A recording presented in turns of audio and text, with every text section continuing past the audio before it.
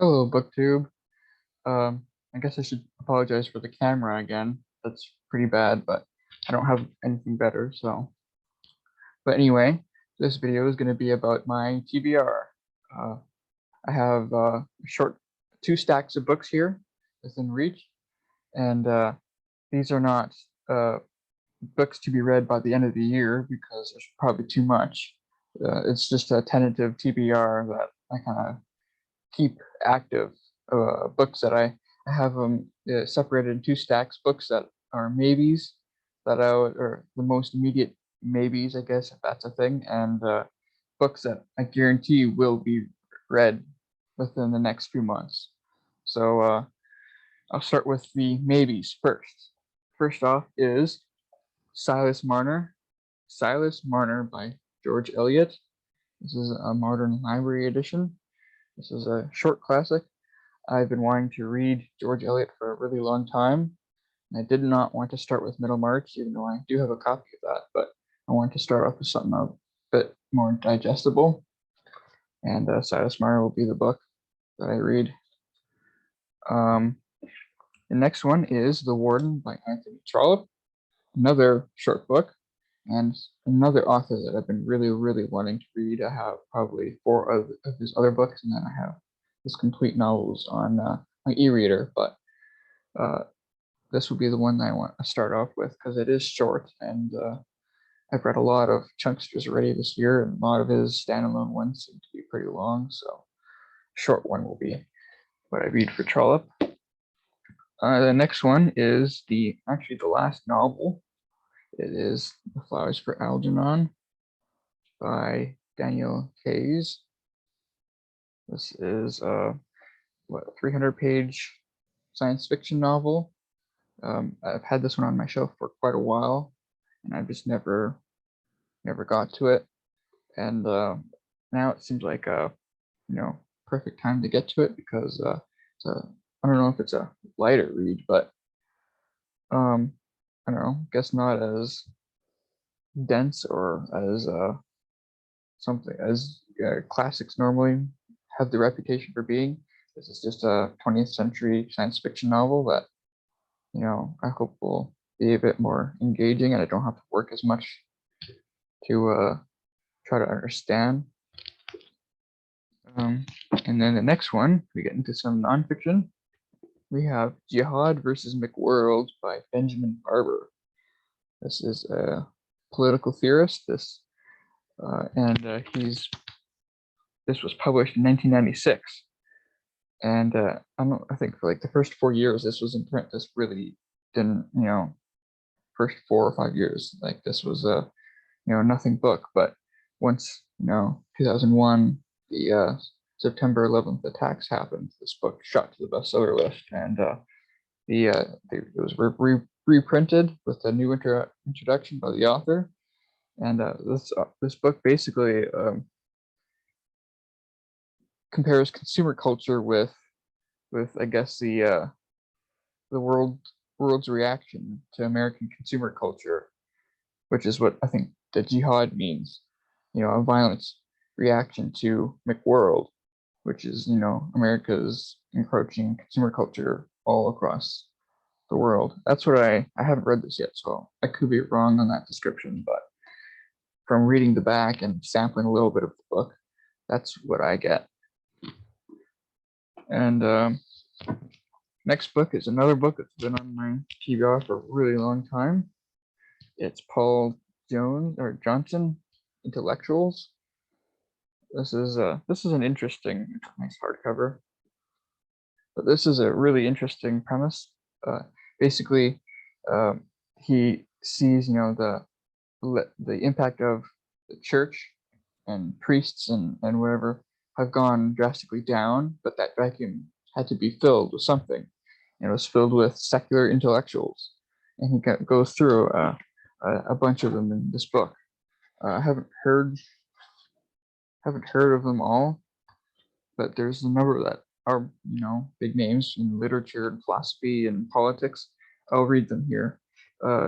There's Rousseau, there's Percy Shelley, Karl Marx, Henrik Ibsen, Tolstoy, Ernest Hemingway, Bertolt Brecht, Bertrand Russell, Jean-Paul Sartre, Edmund Wilson, Victor Gollancz, Lillian Hellman, and I think that's it. But yeah, they're like short biographies that kind of, I guess, assess the moral worth of these authors, or how worthy are they to take the place of priests and to have the kind of influence that they've had based on their own lives. You know, do they practice what they preach? And you know, yeah. Anyway, yeah, I hope to get this one quite soon, maybe within the next 2 months, but we'll see how my reading is. All right, now we get to the guarantees. I should probably rearrange them. I guess I'll start with this one. This one is An Experiment in Criticism by C.S. Lewis. I've been a big fan of C.S. Lewis. I've read a lot. I've read his Narnia series probably twice already, and I have a ton of his Christian books. A big stack of them, just out of the camera frame over there. But this one is one of his writings on literature, which is an interest of mine, reading up on literature. And this is just a really thin book about why we read and how we judge books. And he's a very good writer, so I imagine that I'll be underlining a lot in this. Next one is a very new book. I bought this one in the past month or so online. This is A History of Political Thought, Volume 1. The subtitle is From Ancient Greece to Early Christianity by Janet Coleman. This is basically a textbook on the history of political thought. And there's 2 volumes. I have the second volume probably right behind the monkey there on my shelf. Second volume is right at the end there. But this is volume 1, and it looks a lot thicker than it really is. Probably just almost 330 pages, or just over.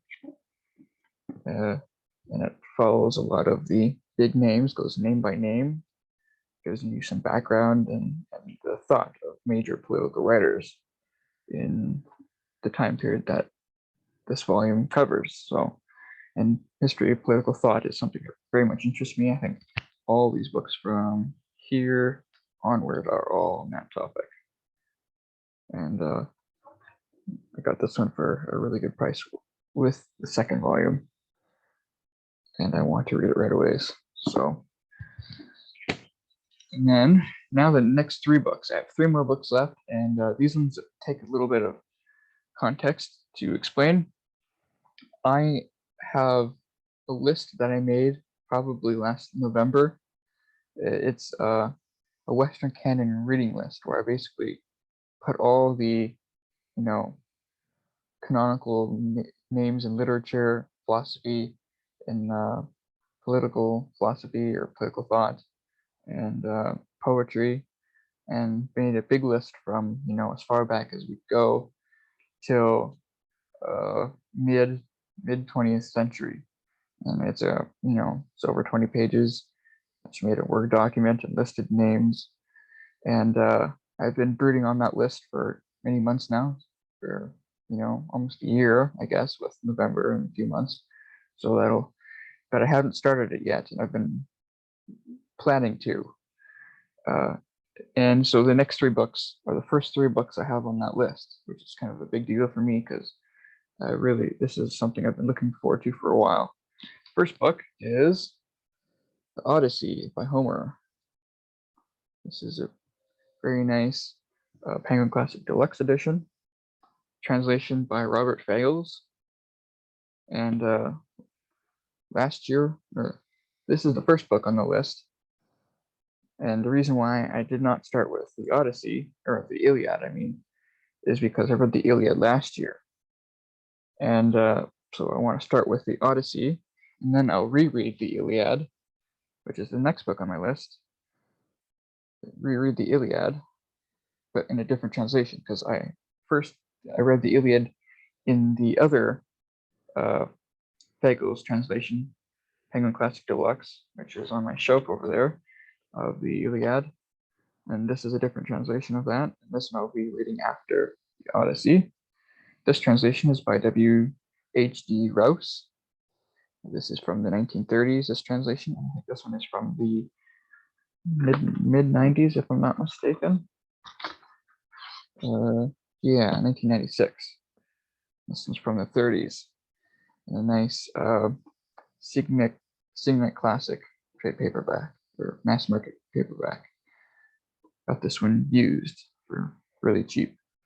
So another translation, this will be my second read of the Iliad. So these are the first two on that Western Canon list. And then the next one is, or the last book on my TBR, and the last one so far on my list.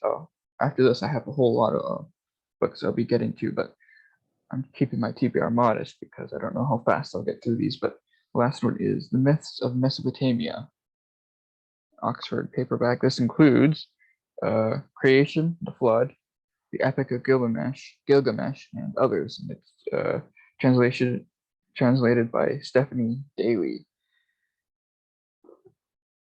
This one I got like in the mail last week, and one part of my Western Canon list, I tried to have as many classics as I could in free translations online, and I thought I had a translation of the Epic of Gilgamesh on Project Gutenberg, but it turns out it's like a scholarly piecemeal thing that wouldn't work at all for a read like the scholarly notes and an introduction.